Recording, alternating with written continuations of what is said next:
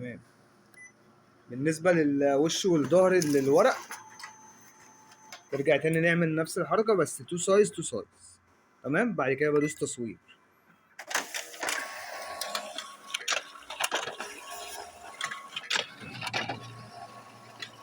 كده انا اتأكدت ان الدوبلكس الوش والظهر شغال معايا كويس جدا، وهيبدأ ان هو يطلع لي الورقة من تحت اهوت، بس هو بيعديها مرتين تلاتة جوه وبتطلع لي الصورة بتاعتها، والحمد لله كده المكنة بتاعتي شغالة كويس وما فيهاش اي مشاكل.